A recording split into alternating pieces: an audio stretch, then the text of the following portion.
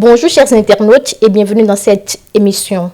L'ancien ministre Théophile Yarou a définitivement coupé le cordon ombilical avec sa famille politique. Ce samedi, à travers un congrès constitutif, il a porté sur les fonds baptismaux son nouveau parti, la Nouvelle Alliance. Quelle analyse en faisons-nous? C'est ce dont il sera question dans cette émission avec mes confrères Cassius Sambar et Michel Canlissou, tous journalistes à Prime News TV Bénin. Chers confrères, bonjour. Bonjour.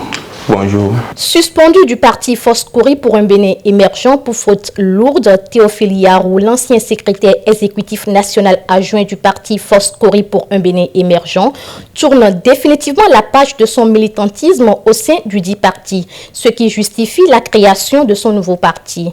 Cassius Sambar, quelle analyse en faites-vous? Eh bien, Eurydice Tosso, à nouveau bonjour, amis téléspectateurs de Prime News TV Bénin, bonjour. Avant de répondre à cette question, je voudrais qu'ensemble nous essayons de comprendre que les différentes variétés ou les différentes sortes de transhumance politique depuis lors dans notre pays ont toujours montré que la politique est un jeu d'intérêt égoïste. C'est aussi une adhésion intéressée à tous les avantages ou à tous les privilèges que le pouvoir public peut apporter. En réalité, la politique, nous le savons tous, ne devrait pas être le cas. C'est en quelque sorte la prédisposition à servir l'État et non à se faire servir par l'État. Mais ce n'est généralement pas le cas lorsque nous observons toutes ces variantes de formes de transhumance politique, démission par ici, adhésion par là-bas, fusion par ici, ainsi de suite. Je crois que ce à quoi nous assistons aujourd'hui, ce nouveau parti de Théophile Yarou, cette attitude actuelle de l'homme ne ment pas, ne dément pas, j'allais dire ce que je viens de dire, mais il faut reconnaître que le paysage actuel, le paysage politique actuel de notre pays s'y prête. Le paysage actuel de notre pays favorise ce état de choses à partir du moment où la libre concurrence, j'allais dire politique, existe toujours. D'autant plus que la libre concurrence politique existe, on peut accepter que lorsqu'on n'est pas utile quelque part, on puisse se faire valoir ailleurs. Et cette attitude de Théophile Yarou montre clairement que ne se sentant plus appartenant à cette famille politique qu'on lui connaît, Foscori pour un Bénin émergent, il a peut-être compris qu'il faut qu'il aille se faire voir sous d'autres cieux, qu'il aille se faire voir dans d'autres costumes politiques, dans d'autres positions politiques, en créant ce parti. Ce que nous avons vu à ce congrès constitutif du samedi dernier, samedi 16 octobre dernier, nous montre entièrement que l'homme a envie de changer de vêtements, l'homme a envie de faire autre chose que ce qu'il faisait au niveau de son ancien parti, FCBE. L'homme a envie de rester outre mesure ni chaud ni froid, si je peux me permettre de le dire ainsi. Il a envie de ne pas être opposant à en croire son allocution. Il a envie de ne pas être non plus mouvancier. Nous allons attendre et voir. De toutes les façons, je l'ai dit tout à l'heure, je le répète, le paysage actuel de notre pays en matière de politique permet encore la libre concurrence et donc il est libre d'aller créer son parti politique. Toutefois, Eurydice Tosso, amis téléspectateurs, je voudrais clarifier qu'il y a un problème qui se pose encore. Le problème qui se pose, c'est la formation du militantisme politique. La formation du militantisme politique parce que d'après l'expérience de Théophile Yarou au sein des FCBE, les grades qu'il a connus, les échelons qu'il a gravés, est-ce qu'aujourd'hui on peut espérer que quelqu'un, un haut responsable, sinon un ex-haut responsable de FCBE se lève, décide d'aller créer son propre parti? Si entre-temps il y avait une bonne formation et s'il ne voudrait pas, quelles que soient les divergences, quelles que soient les mésententes ou les malcompréhensions, et s'il ne voudrait pas attendre, prendre patience et s'entendre avec ses anciens camarades de FCBE pour qu'ils puissent manger dans le même plat, décider ensemble. C'est pour ça que je dis, le problème se pose encore, la formation du militantisme politique. Michel Canlissou, le départ de Théophile Yarou de la FCBE pour la LNA, est-ce une réussite ou non du système partisan béninois?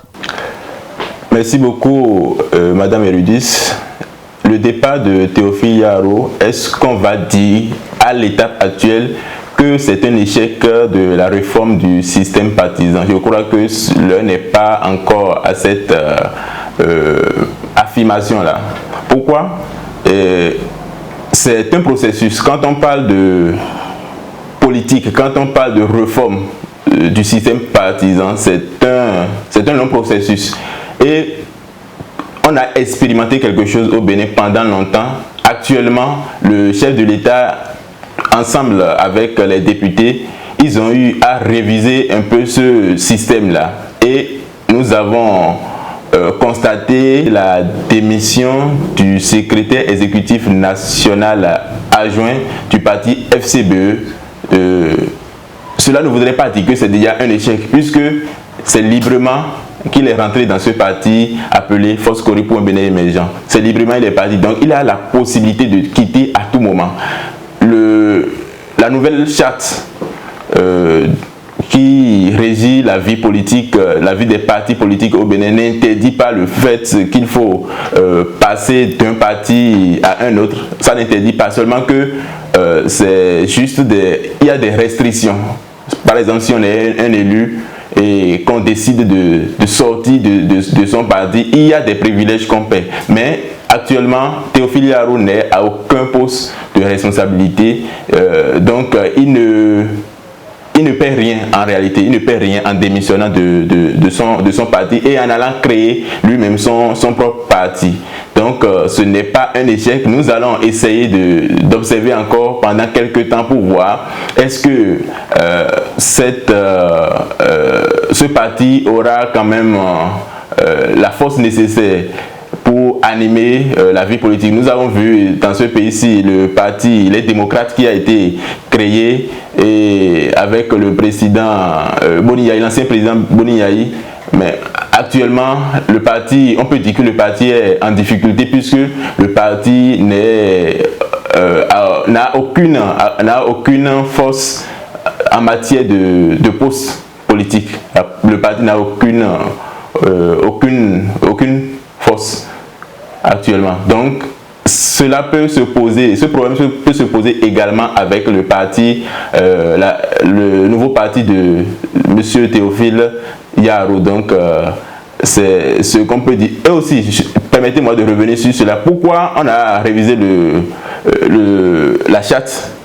L'ancien système, pourquoi ça a été révisé? Ça a été révisé parce qu'il y a souvent de transhumance politique. Les gens sont à l'Assemblée nationale, ils sont élus sur la base d'un parti, mais arrivés au niveau de l'Assemblée nationale, qu'est-ce qui se passe? On constate que les gens quittent tel parti pour rejoindre un autre parti, quittent le parti A pour rejoindre l'autre parti B, en fonction de leurs intérêts. Et cela ne garantit pas la crédibilité même des partis politiques.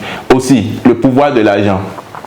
Le pouvoir de l'agent, c'est cela qu'on veut réduire également en optant pour le système partisan. Donc, si tant est que le parti FCBE est en train de perdre ses militants, cela ne voudrait pas forcément. Bien vrai, on peut dire qu'il y a de transhumance politique, mais c'est à basse échelle.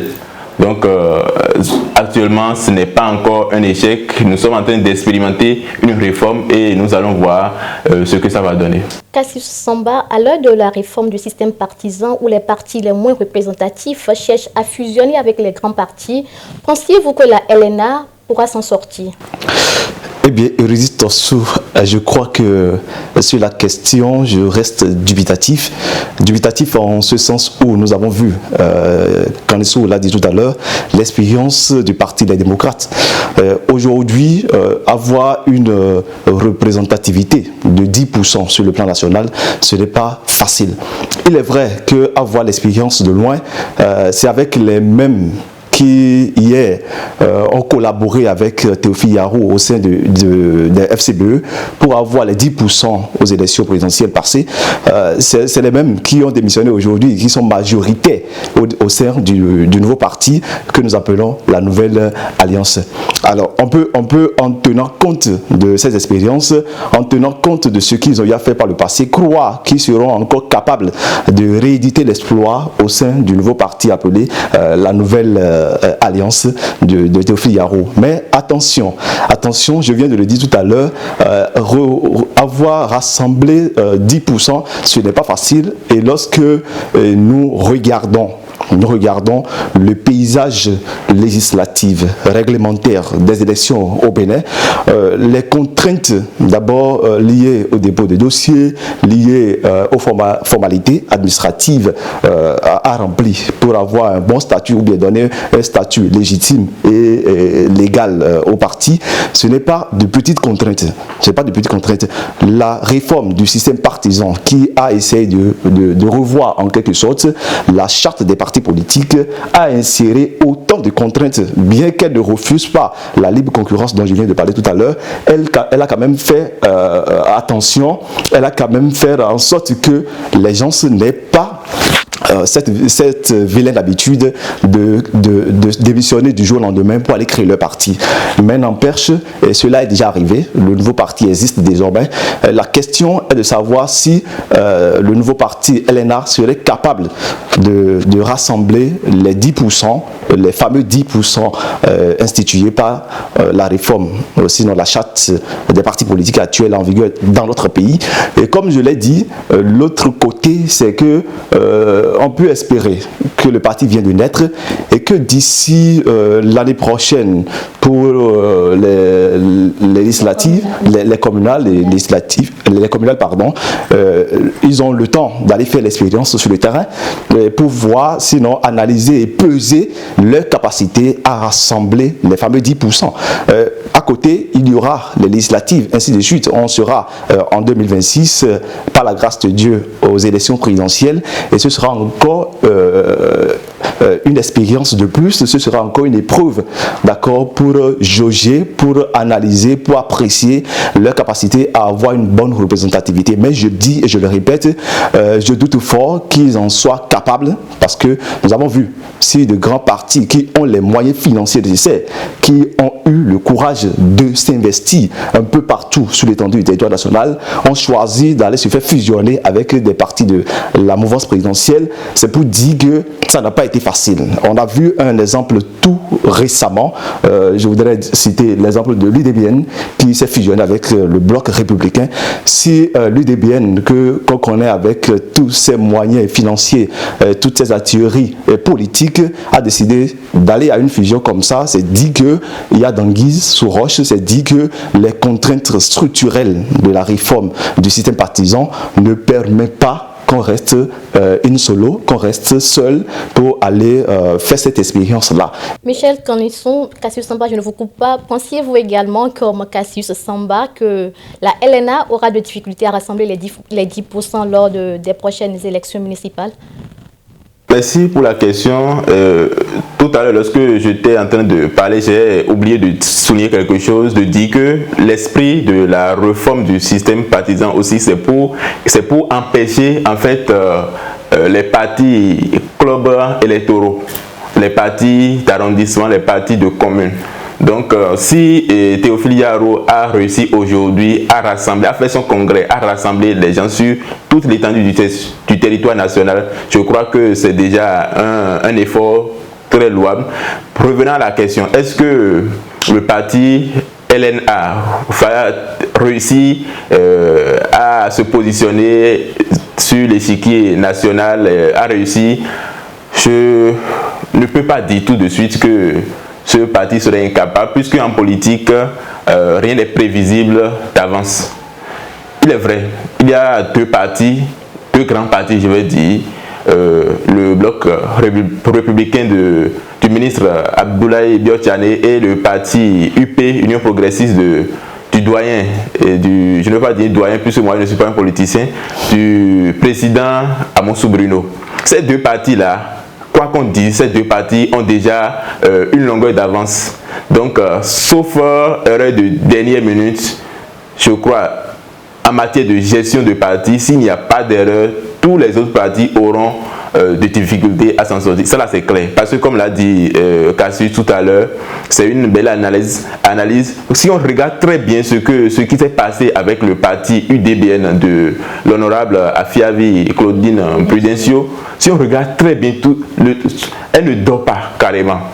elle a réussi à trouver pas mal de personnes. Même l'artiste Didier Lapino, qui est très connu, lui-même, il est de ce parti. Ils ont fait tout ce qu'ils ont eu à faire à Godomela, mais bizarrement, on dirait qu'elle a été aussi battue dans son propre fief qui est Godomela. Donc, ce serait difficile, mais comme on le dit toujours, en politique, rien n'est gagné d'avance. Ce qui sous-entend qu'il y aura davantage de fusions à l'avenir. Si le parti, bien si les militants, puisque eux ils ont dit quoi, qu'ils ne veulent pas faire la mouvance ni l'opposition pour le moment.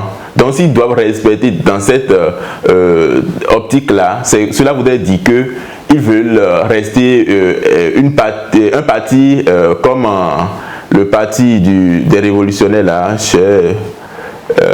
le parti PCB, voilà, le parti communiste du Bénin, voilà. Donc, ce parti existe aujourd'hui, bon, bien vrai, sauf erreur de ma part, ce parti n'est pas conforme aux exigences actuelles, mais ce parti continue d'exister sur, je ne veux pas dire les réseaux sociaux, mais dans la vie active, on voit le parti là à l'œuvre quand même, on voit le professeur qui est à la tête, on le voit à l'œuvre. C'est un parti idéologique et le parti LNA aussi se veut être idéologique. Cela voudrait dire quoi? Ils ne vont pas forcément chercher à avoir tout de suite des élus.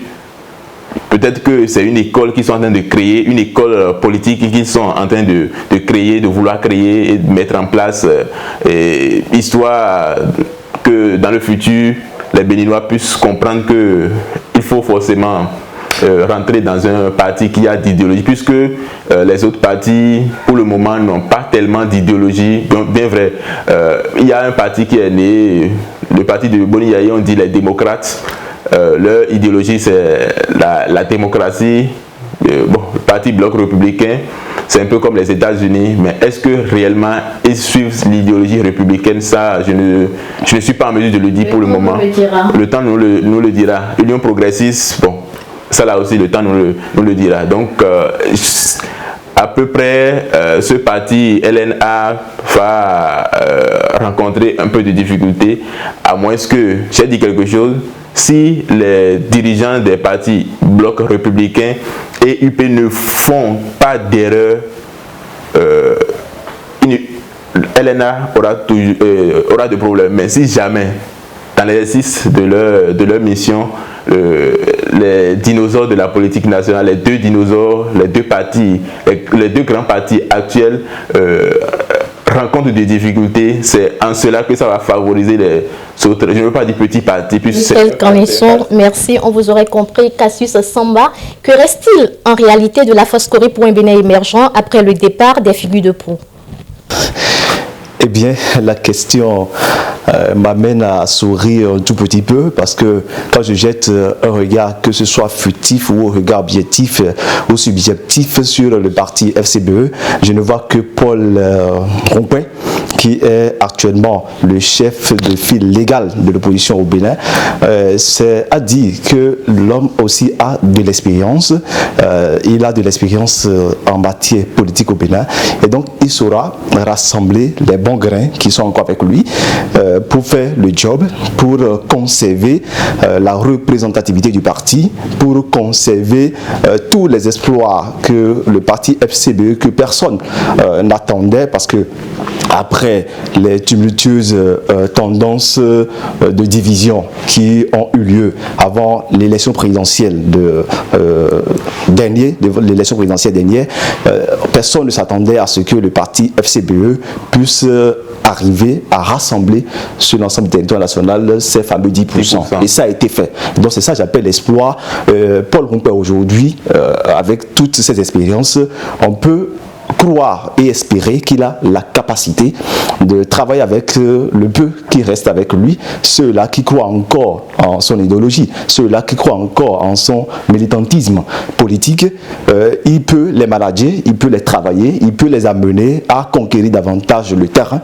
Toujours est-il que le pain, à mon avis, n'est pas encore sur la planche, mais plutôt sous la planche pour Paul Rompin, parce que ces grands ténors, dans l'ensemble, sont des des expérimentés et qui ont tous choisi de quitter et de rejoindre Théophile Yarou dans le nouveau parti qui est créé, la nouvelle alliance. Donc, il y a forcément un vide. Il y a forcément un vide actuellement au sein des FCBE. Donc, quand on me pose la question de savoir qu'est-ce qui reste pour les FCBE, comme je l'ai dit tout à l'heure, je ne vois que Paul Roumbé debout et je crois en ses expériences. Et quand il l'a dit tout à l'heure, en politique, c'est comme sur un match de football. Rien n'est gagné à l'avance, rien n'est perdu à l'avance. Si ils veulent rééditer l'exploit dernier, l'exploit conquéri à l'élection présidentielle dernière, on peut espérer qu'ils vont mouiller les maillots, ils vont travailler doublement, pourquoi pas triple, de façon triplée, j'allais dire, pour arriver à conserver cette représentativité, et on l'espère bien. Michel Kanlissou, vous pensiez également qu'il ne reste que de coquilles vides au sein de la FCBE? Il y a une chanson qui dit « Quand quelqu'un prend, et quand quelqu'un laisse, quelqu'un prend ». Ce qui voudra dire, il y a des gens qui ont quitté le parti FCBE, mais forcément, il y a des gens qui vont rester, des gens qui vont entrer. Nous avons vu l'expérience du parti de Jacques Ayadi, le parti Mouel Bénin. Lorsque ce parti avait déposé son dossier pour participer aux élections législatives en 2019, ce parti avait comme ambition, je veux dire, ou bien comme leitmotiv, la promotion de la jeunesse. Et la jeunesse se ruait pour être positionnée par ce parti.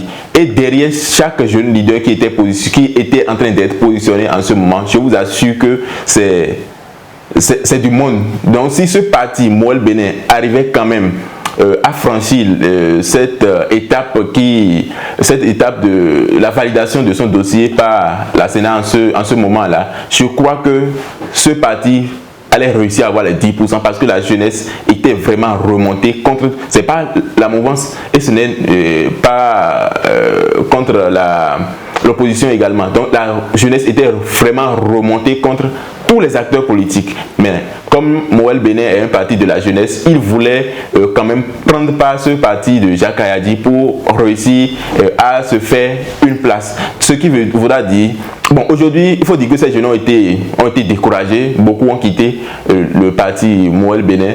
Ces jeunes-là peuvent se dire, bon, voilà, les dinosaures, ceux qui avaient la main pour parler, pour être positionnés dans le parti FCBE sont partis. Maintenant, le terrain est vide. Et ces jeunes-là peuvent se ruer et rentrer dans le parti FCBE qui a déjà un passé glorieux, je vais dire. Donc, FCBE renvoie à un passé vraiment très, très alléchant, très, très glorieux dans un passé. Donc, les jeunes peuvent se dire, allons vers ce parti, puisque ce parti est fidèle presque des dinosaures. Donc, si nous on rentre, on aura la chance d'être promu par M. Paul Roumbé. Donc, en un mot? En un mot, ce parti, bien vrai, a perdu des dinosaures, mais il y a quand même des gens qui sont restés et il y a des jeunes aussi qui sont vraiment les véritables faiseurs de roi. Ces jeunes-là vont se dire qu'ils peuvent rentrer dans ce parti. Donc, le champ est libre. Le champ est libre. Le champ est libre. Merci. Eh bien, vous l'avez compris, c'est la fin de cette émission consacrée à l'éclatement du parti FCBE et à la naissance du nouveau parti, la LNA au Bénin. Merci de nous avoir suivis. À vendredi prochain pour une autre émission.